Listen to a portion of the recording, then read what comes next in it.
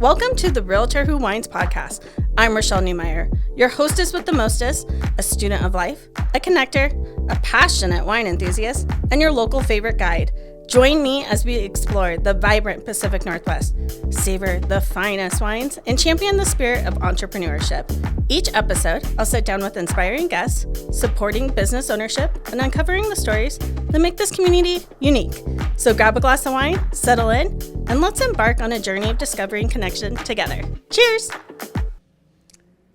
Hi, everyone. Welcome back to the Realtor Who Wines. I'm Rashelle Newmyer, your local Realtor Who Wines. I am very excited to have my good friend Kristy on the show today. Kristy, cheers to you. Cheers. Thank you for being here. Thank you for having me. Yeah, of course. I want you to introduce yourself, but first, let's just give the hubs a shout out really quick. We're drinking wine that Kristy brought. Do you want to just talk about it really quick, or Sure. give him? My husband has gotten together with a group of guys, and they make wine just as kind of like a hobby sort of thing. And every year it gets better and better and better. Yeah. And so we named it Elwood Cellars after one of our dogs. And it's a nice Claret, a combination of Cabernet and Malbec. Yeah. So it's got That's a so nice good. deep flavor to it. You have a husband that makes wine. I have a husband that makes wine. That's pretty neat. I need to find one of those. Just kidding. We're running out of space to store the ones. Yeah. I don't have a husband that makes wine, and I also am running out of space for my wine collection. Well, good thing you have this podcast. I know. That's true. That is very true. Thank you for sharing his wine with me. I appreciate it. Will you please introduce yourself to everybody and let them know who you are? If I must. Yes. Just kidding. Yes. So, my name's Kristy Griffin, and I'm a professional home organizer with the sorted type. I started my business. I'd worked for somebody else for a while, and I realized I really wanted to specialize in helping women who struggle with ADHD. Because the more I started researching it, the more I realized, hey, I think this might be me. Now, I haven't been fully tested, and you should, and to find out kind of what that means to you. So if you don't know what ADHD is, it's attention deficit hyperactivity disorder. And and the morning or the evening traffic is going by. So Yeah. I was like, bear with us here. they were excited to hear about it. Yeah. Anyway. Yeah. Honks for ADHD. Honks for ADHD. That's, Oh you my know, God. Yeah. we're impulsive. So Yeah. that kind of like just went in there honk, honk. very well. Anyway, I have always struggled my whole life in just about everything, but I've always found or tried to find workarounds for it. And life just kind of felt like a struggle when it really shouldn't have. Yeah. And when I started learning more about it, I realized how much easier life could be if you put certain tools and things into place to help with, basically it's you have, I can't remember how many executive functions you have, but there's some that are not firing in the right way. Sure. And when that happens, it can make things difficult. Things could be like time blindness, like you're unaware of time passing, like you understand time, but you know how people say you lose track of time? Yeah. Well, when you have ADHD, some people really lose track of time. So, or they don't know how to organize their thoughts. Sure. Or organize their spaces in a way that works for how their brain functions. Yeah. Well, and something that you talk a lot about when you are out in the public and talking about what you do and things is that, like, a lot of us organize our space the way we think it's supposed to be organized, and it's not actually like what would make sense for our own brain or how we operate. So that's what I love that when you meet with your clients, you actually spend a lot of time getting to know them, what their needs are of the space, and like what actually makes sense for them, because we see on Pinterest or TV or social media, like, oh, a drawer should look this way when you open it, but that might make like zero sense to your brain, and you spend the time like organizing it that way, and then you still can't find anything because you're like, why aren't there pens in here? And you're like, oh yeah, because I put them over there because social media said that would be awesome. Yeah. Yeah. For me, it's very important to understand how you specifically think in order to create a space that works in harmony with you. Mm-hmm. And that was one of my key frustrations when I worked for somebody else, is they do a lovely job. Don't get me wrong. Sure. They do a lovely job. They are lovely people.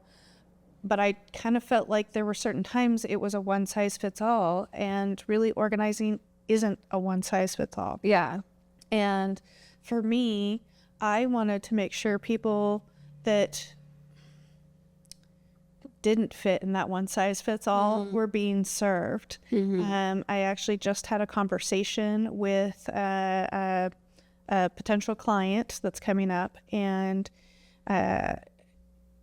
she's like, I'm going to be 1,000% honest. I have a lot of shame wrapped up in how I'm feeling about my space. And because of how many years, I'm not going to say how many years she said, but yeah, it's enough.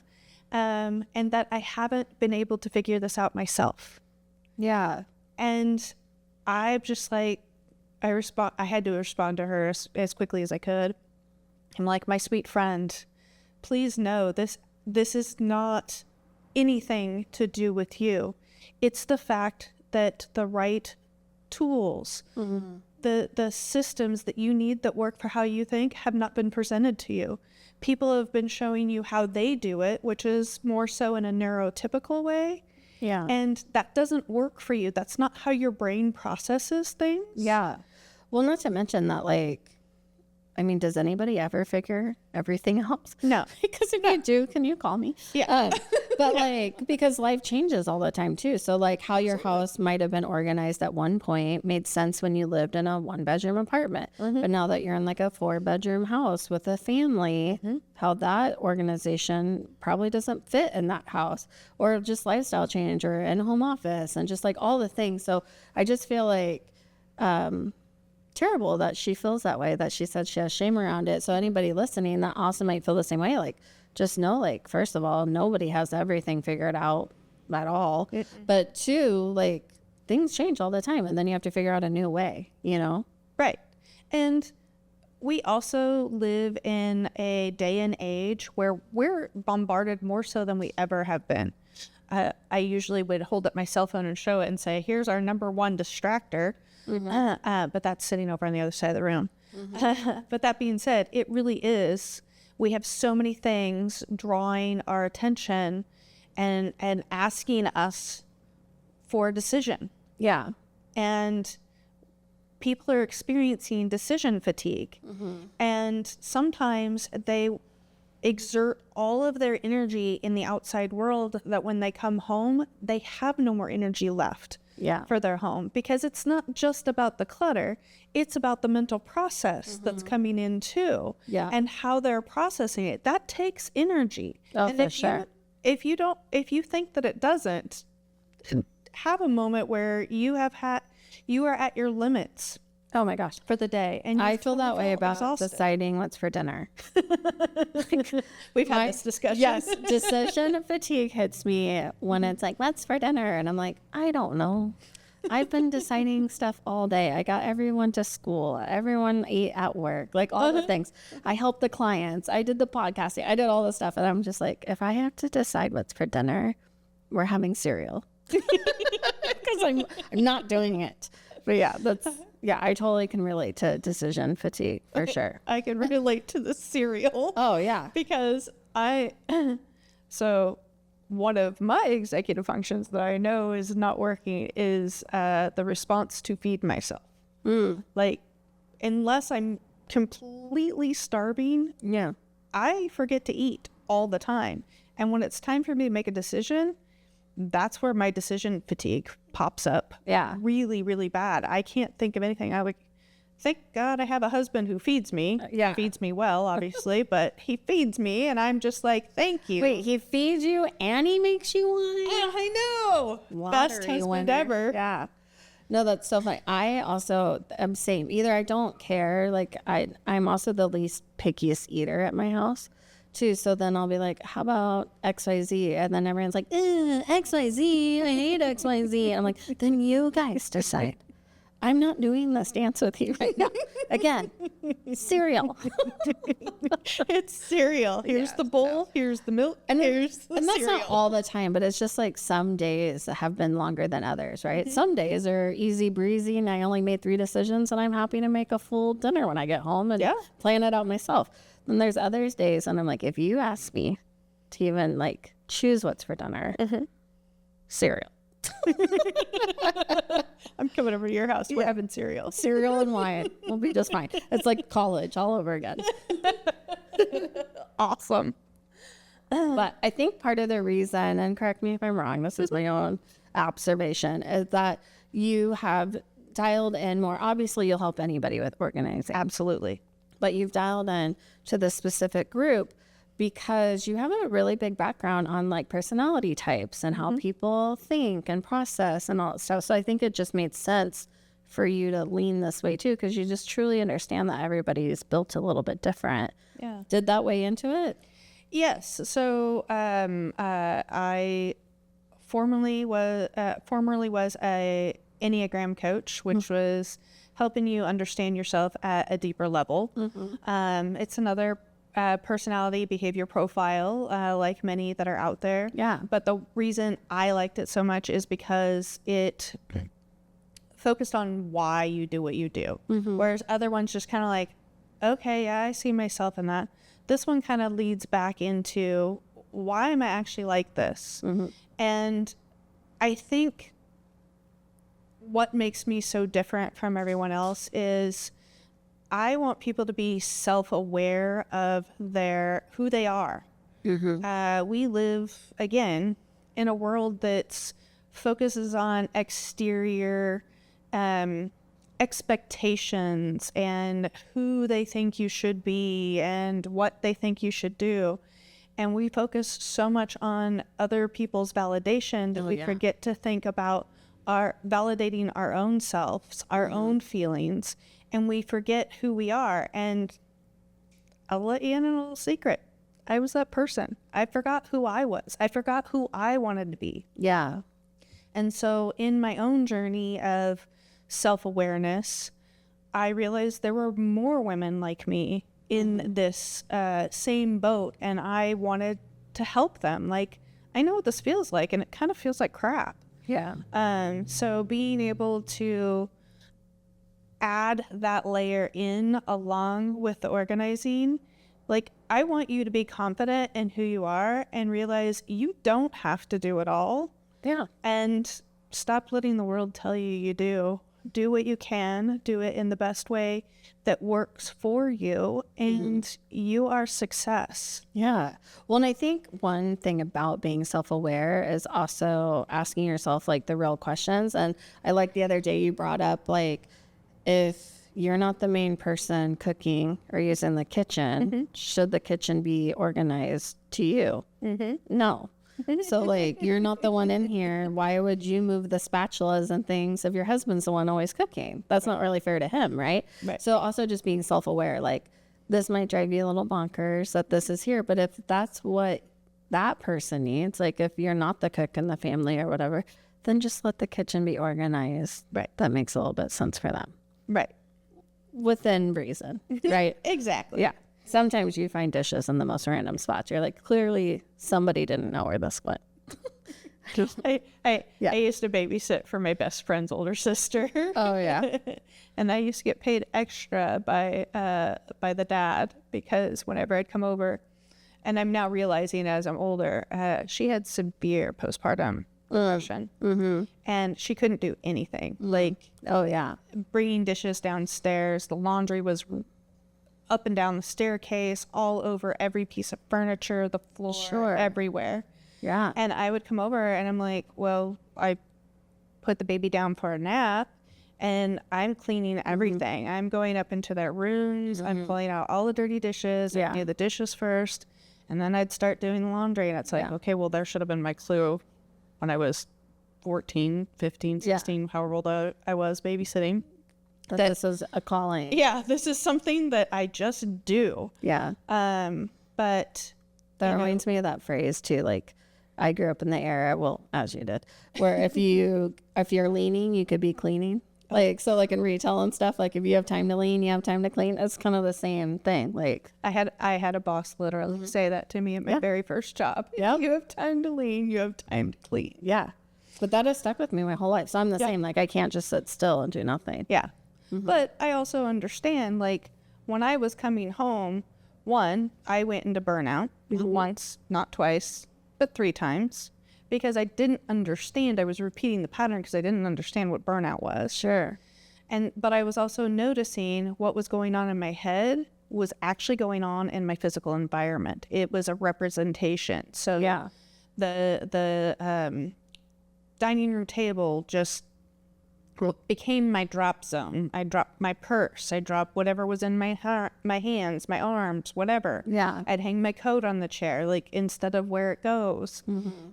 But that's all I could do. I'd go upstairs, and if I could make it up the stairs, get up the stairs, not because I wasn't physically able, but just mentally exhausted, change my clothes and drop them at the foot of the bed, and that's where they would sit for the next week or so.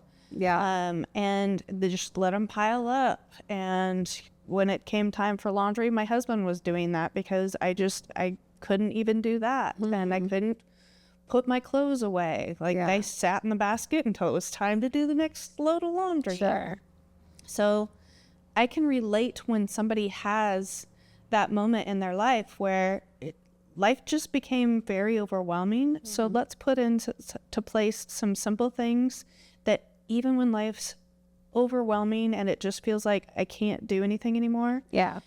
Here's I want to say, no-brainer way to organize your house, or to tidy it in a way that just makes you feel a little bit better about yourself, how you're keeping up on your home, and just, again, build your confidence instead of tearing it down. Yeah, for sure. Or a simple way that you could also easily delegate to, like, other family members. Like, so it's not a jigsaw puzzle of where things go and all that stuff, because then they get overwhelmed too. So finding that balance, so that I like that you tie in the other people in the household to your consultations and like what you're doing and stuff. So I just recently introduced a quiz that kind of tells you what is your organizing style. And again, it's not set in stone. You probably have more than one style in there, but it's going to tell you, based upon how you answer the questions, the one that you most likely gravitate towards. Yeah. And so you either like things visual or you like things hidden. So you're in one of those 2 categories. And then you're going to be in another category that's either you like things detail organized, or you like them simplified, which basically just means, like, you know, a basket for all your first aid type things. It's not in any sort of order. It's just everything is in there. So you have to, like, go through it to find what you need. Sure. So being able to identify which one of those you are then helps you understand how to create a space for you. And if you have 2 people who are in the opposites, so like I have one that's called the organizer brain. So this is a person who likes things visual, but they like things detailed. Yeah. Whereas if you have somebody who's on the opposite side of the scale, who is what I call the rapid stasher, they like things hidden and they like them simplified. So think of the rapid stasher as, you remember Friends and the episode where Monica has the closet? Oh, yeah, for sure. Stashes everything. Yeah, yeah. That can be considered a rapid stasher. She likes everything to be very pristine and perfect. And so in her case, she had one place she stashed things. But sometimes rapid stashers will stash wherever there's a free space. Like, you might find clothes in the dishwasher. Yeah. Keys in the refrigerator. Yeah. Because they don't want to see them. So if you have somebody who is visual and everything's getting hidden, for them, it's out of sight, out of mind. So now they have no idea where it is, where to look for it. Yeah. And so being able to find a balance for people who are in the opposite areas is, again, you got to ask the questions. Okay, who uses this space? How often do they use it? What do they need it for? And, how can we provide a good balance for everyone? Yeah. What do you call a piler? I live with some pilers. So I'll be like, can we clean, like Rylan, for example, she loves to read, so she'll have books everywhere. And she has a bookshelf. And I'll be like, can we clean up these books? And she'll put them all together and pile them and put them somewhere. I'm like, can you go put these on the bookshelf? And she's like, oh, yeah, sure. But like otherwise, like when she cleans, she puts everything in a pile and then it goes somewhere. And I'm like, piling is not cleaning. But then, her brain might operate different than me. But to her, maybe a pile is clean because it's not everywhere. But to me, I'm like, all you did was just put it in a pile. Like, go put it away. So that's a very great point. I've got a few things to say about that. Okay. One, she's probably visual. So she likes to see her things. So that's one. I don't know whether they're somebody who likes things detailed or simplified. I'm going to guess maybe simplified just because they piled them into one pile. So the other thing I like to tell people is, I'm going to give the scenario of a little kid. And you tell your little kid to go in and clean their bedroom. This happened to me as a kid. Okay. I don't understand what cleaning my room means to you. Oh, for sure. So, and this is why, again, I specialize in ADHD, is you have to be very specific. So if you want your kiddo to go clean their room, you have to do things like break it down into a task. Yeah. So you can even give them a timer to kind of like gamify it and make it fun. Okay, I'm going to give you 5 minutes. I want you to go into your room and I want you to pick up all the trash. That's it. That's all you're doing. They come out, they get that done. Great. If you still feel like they have good motivation and energy to keep going, okay, great. I want you to go in your room and I want you to pick up all the dirty clothes and put them in the laundry basket. Great. And again, just kind of keeping that momentum. If they start to get tired, though, give them a moment to take a break. Give them, like read a book or play a game or grab a snack. Like sometimes it's just a matter of they're hungry or they need to rehydrate. But explain what you're asking them to do step by step instead of giving a broad category of go clean. Yeah. Because I don't know what that means to you. My version of clean can be totally different than your version. And based upon what you just said, your version of clean for your daughter, can you pick that up? Well, in her mind, she picked it up. She did what you asked. Yeah. But your idea was to pick it up and put it on the bookshelf. Right. So being able to identify that and be more specific in what you're asking versus the generic term. Yeah. No, that's really great advice. And I think that goes for like anybody, not just kids. Because I remember in college when I was first living I was taught doing the dishes actually meant clean the kitchen. So like if it was your night to do the dishes, you had to like wipe the counter, do all the things. And when I was living with Rylan's dad in college, his version of doing it, he was very literal. I used to call him Literal Larry. Actually, I still call him that. You're welcome, Philip. And but if he'd be like, oh, I'll do the dishes, and then I would go in there and like there would still be like wrappers left over from like whatever dinner was, like if we did salad from a bag or whatever, and then like there would be crumbs everywhere and the sink wouldn't be rinsed out, and I'd be like, I thought you were doing the dishes. And he's like, I did do the dishes. I'm like, what is this? And then finally I realized like, oh, he's hanging on to do the dishes. And so it totally was one of those things, in your 20s, like when you're in your 20s, you're like learning how to communicate and all that stuff, right? And live with other people. So I realized like, oh, if I want you to clean the kitchen, I actually have to say, will you do the dishes and wipe the counters and rinse out the sink and sweep, clean the kitchen? And he'd be like, oh, sure. But I didn't, like, it took me a while to realize, like, I had to say it like that. Yeah. So. And you also have to be slightly mindful of that too. Totally. Because if you are working with somebody who has ADHD and giving them a lot of instructions can be overwhelming. So like when I was talking, again, going back to the kiddo scenario, because again, they're in a learning mode right now. And even older adults can have this challenge too. I know hearing auditory, verbal instructions can be very overwhelming for me. So I need somebody to be specific, and I also most of the time need somebody to like break it down into a simplified task for me so that I can absorb it. But don't give me too many steps, because if you do, I lost the first 5 steps by the time you get to number 6. Yeah. So I have a client that's coming up where we're going to be working with her 10-year-old son.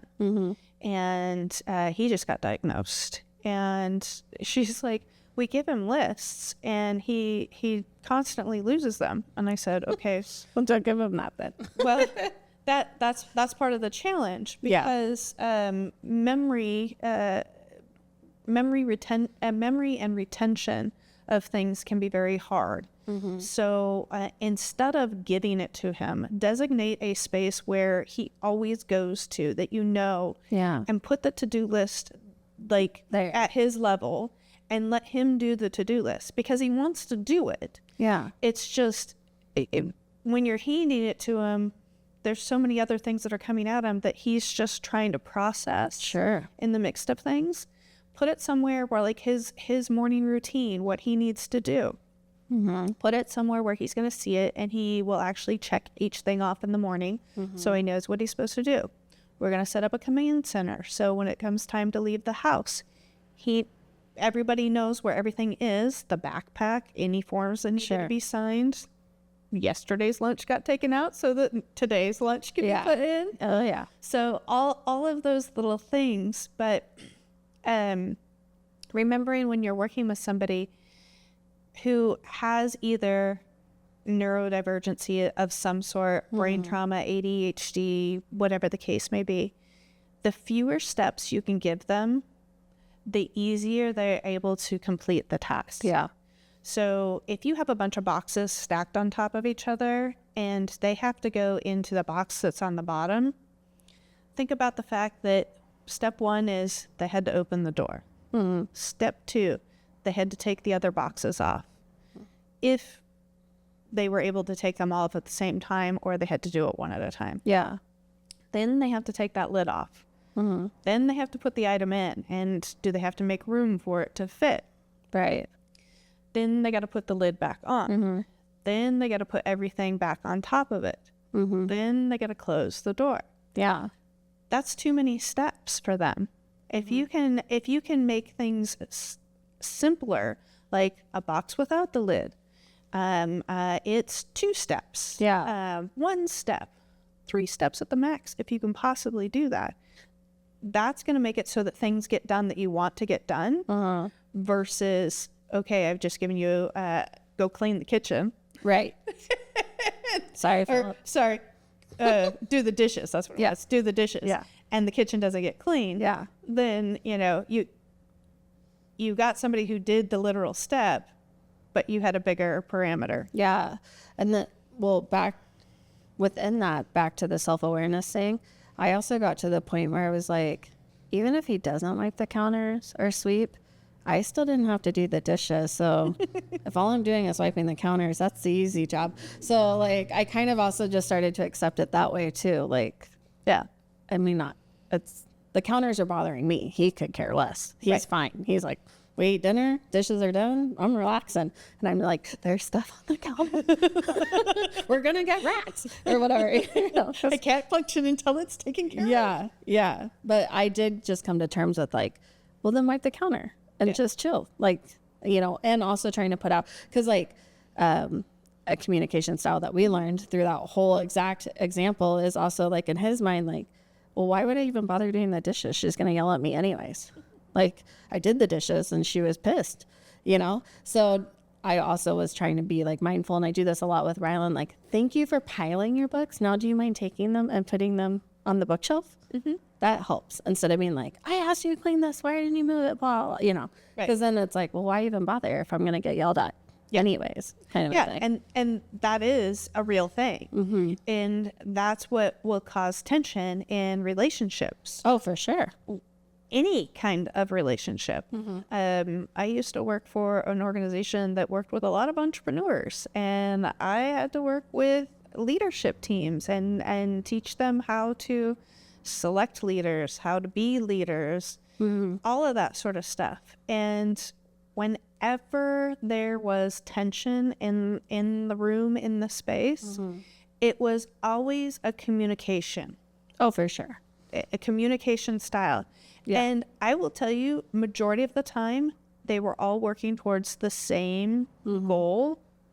They were just communicating differently. And it was so different that the person couldn't adjust or hear what was actually being said. And so I would come in and kind of like, okay, here's what I hear you're saying. Here's what I hear you're saying. And have them come to an agreement. And I said, let's maybe think of it this way. Sure. And all of a sudden they're like, oh, okay, yeah, that works. Yeah. And so, again, clean your room means nothing to me because I don't know what clean your room means to you. Yeah. And also, like, just learning, like, I don't actually care what Rylan's room looks like on most days because it's her space. So I'm like, you do you, girlfriend. And I don't want her to not want to play in her room because she's worried about making it messy or whatever. The only time we have the clean the room conversations is if like company's coming over and I don't want someone falling in her room and like cutting themselves on a million Barbies or whatever. So that's when we have those conversations. Or I'm trying to put away laundry. How she puts away laundry and how I put away laundry, not the same. So I'm like, you know what? When you can start putting away your own laundry, you can organize this dresser however you want. But if you want mommy to keep doing your laundry, I need the dresser to look like this or I can't put stuff away. So is that fair? And she's like, okay. So yeah, I think it's just pick or choose like your battles too. Like let some of your family have their own space. Well, and even maybe adapting laundry styles. Oh, totally. So, for some people who are visual, there's also the task of being able to put something on a hanger versus putting something on a hook. So a hanger, you have to take the hanger off. You have to put the clothing on it, and then you have to hang it back up. Let's not even count the fact that I'm probably certain somewhere in your brain you're going, are they all facing the right direction? Oh, yeah, for sure. Yeah. They have to be filed in the same direction. Yeah. Versus a hook is, you know what? It's picked up. It's clean. It's just on a hook. You're still achieving the same result, but one's working better for how that person thinks versus what works for you. Totally. I feel like I'm in the middle. Like as we've been talking, I'm like trying to picture my own organization skills or like how one side or the other I am. I feel like I'm really down the middle. So like, for example, the closet, I do like all my hangers going one way just because that makes efficiency, right? If you don't know how to grab the hanger, that's crazy. I don't need my clothes color coordinated, but I do put like work shirts by each other and like winery shirts by each other, which are all my shirts that say fun things like corks are for quitters and things like that I like to wear when I go to wineries. But like they're not like organized in any way except for like, here's basic tees. Categories. Yeah. The categories as in what they're used for. Or like, not to age us, but like DVD collections, right? Like I was never a person that had them alphabetical, but they would be like romance or comedy and scary. Like, so yeah, categories. I'm a category girl. So that's how your brain processes things. So again, when you took, can I share yours? Oh, yeah, go for it. Okay. So when you took what's your organizing style, you got see it all. Yeah. So that is visual and it's simplified. So you don't want things detailed. Yeah. It doesn't mean you don't like things categorized or things to look nice and neat. It's just you want it done. Yeah. Like quick, but you still want to be able to see it in order to reference it. That's so true. If they are things that are important to you, they need to be visually there for you to see. Otherwise, you probably will forget them. Whereas for me, I like things detailed. I'm the organizer brain, and I like them visual, but I like them aesthetically pleasing. Yes, all my DVDs are alphabetized. In general, not by category? There's only one category that is different from all the rest, and it's the Disney films. Oh, okay. Other than that, everything is alphabetized because I would lose my cookies if I wanted to go find a movie that I wanted to watch, and I had to spend 20 minutes or more finding it. I think my organization's like a Blockbuster where, like, again, we're aging ourselves, but like movies at the movie stores were by category. So I was like, well, I know I'm in the mood for a scary movie. So then I would go look in the scary movie section or whatever. I take it a step farther, categories and alphabetize. I don't have time for that. You want to know a little known secret about me? Sure.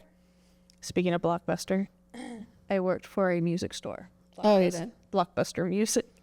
And so you were organizing all the CDs and everything? It was categorized and alphabetized. Oh, for sure. And we all chose our genres, the managers, because there was a manager. We all chose our genres. Mine was imports. Those were my babies. I was very protective of them. That's so funny. But yes, I like that detail because I want to, because I get frustrated easy. Yeah. When it comes to my things, I need to have them in some form of detail. Sure. But that's what works for me. Yeah. For my husband, he likes things just simplified. Like, just, it goes there.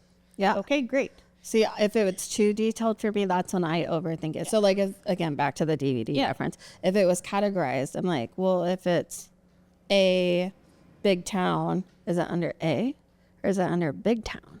Because, like, a million movies start with A. That's like A, Walk to Remember. Whatever, you know what I mean? Yeah. So it's like, are those with A's? Or are those like, where do you start? Or like all the thes?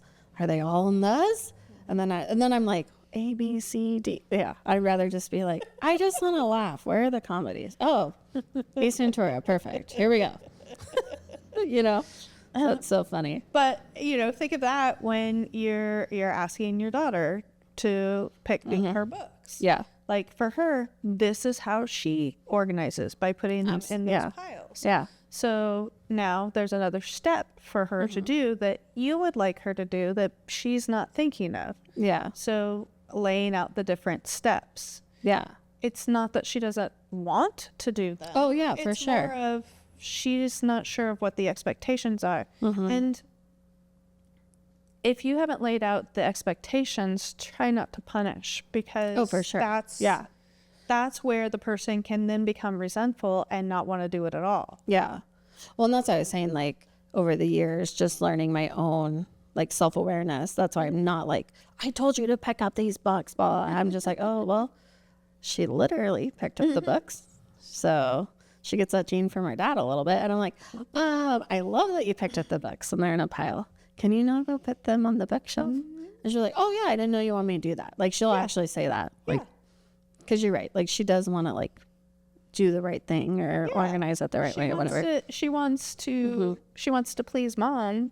Yeah. But she doesn't always know what mom's expectation is. Yeah. You have what it is. You have the steps. Yeah. She doesn't have the steps. Yeah. How much do you think, since we're on this topic, parents should influence how kids put stuff away or pick stuff up? That's a tough question. And I probably get a little hate on it, but showing them how you do it is one thing. Sure. Another thing is how are they actually able to do it? So again, I'm going to keep going back to the ADHD. If you've got an ADHD child, you're going to have challenges expecting them to make things your specific way if they think differently from you. And so it's almost as though you're setting them up for failure versus success. So finding ways,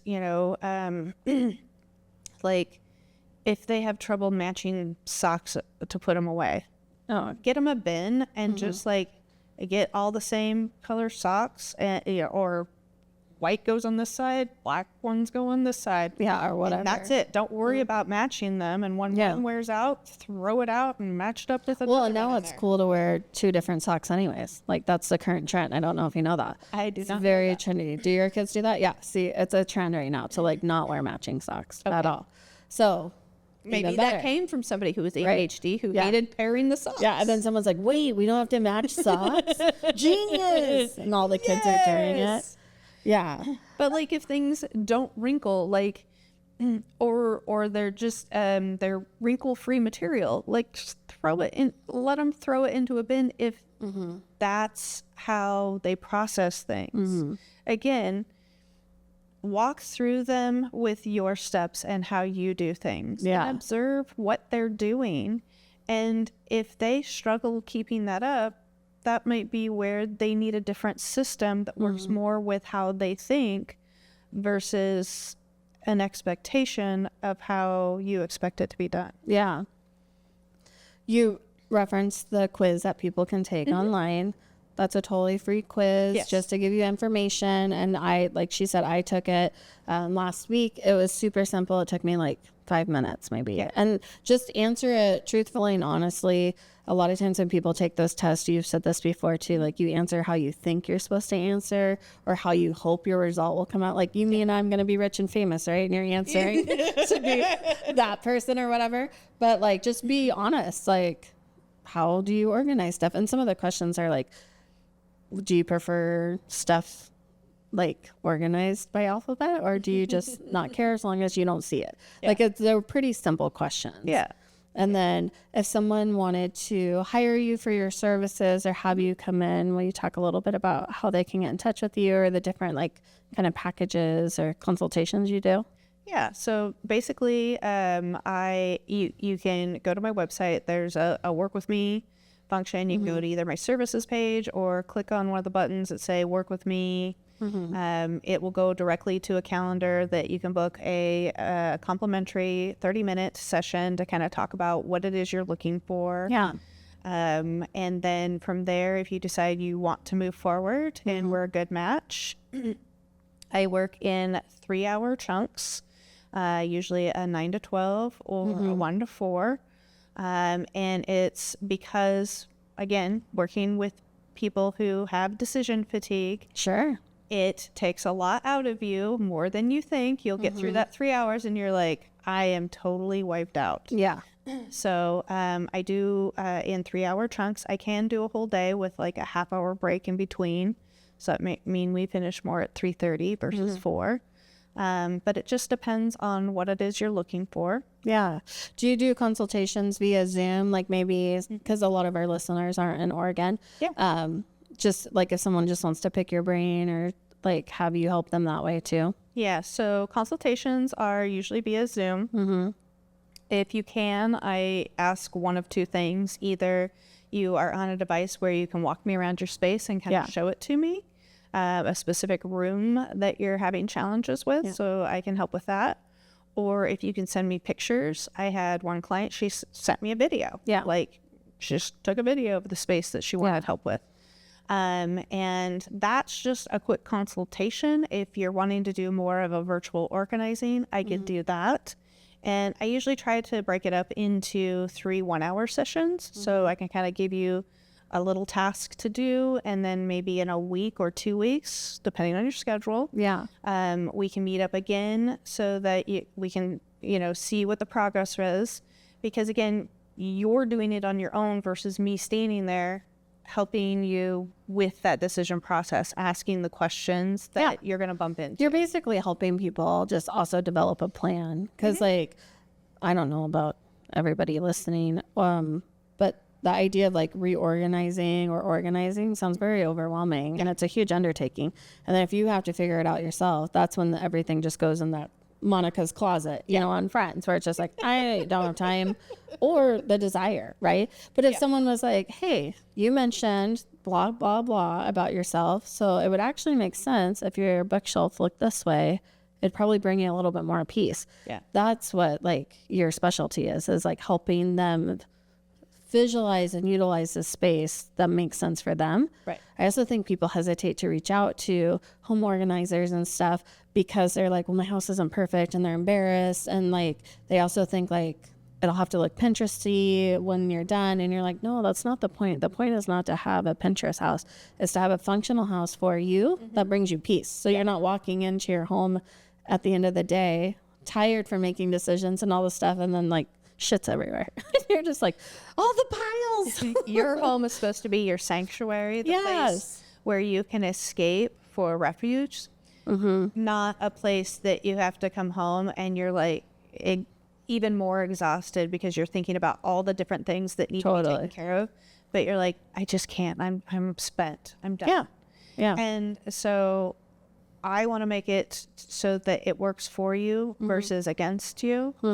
But that also takes self-awareness on your part too. And by cleaning things up before I get there or before you show me, I understand the feeling of shame or embarrassment or guilt that comes along with not being able to take care of something. I know I've been there. Yeah. But it doesn't help me in understanding how I can make it better for you. Absolutely. Help you guide you through what's going to be the easiest for you so this doesn't pop up again. And so by being able to show me the true you, what's happening. And how you truly use that space. Yeah. That then helps me help you find the routine that's actually going to work for you. Yeah, absolutely. We will definitely put all of Kristy's information in the podcast and on YouTube. Thank you so much for being here. Thanks and for sharing the wine. I appreciate it. Thank you for listening and watching, and I can't wait to see you next week. Cheers. Cheers.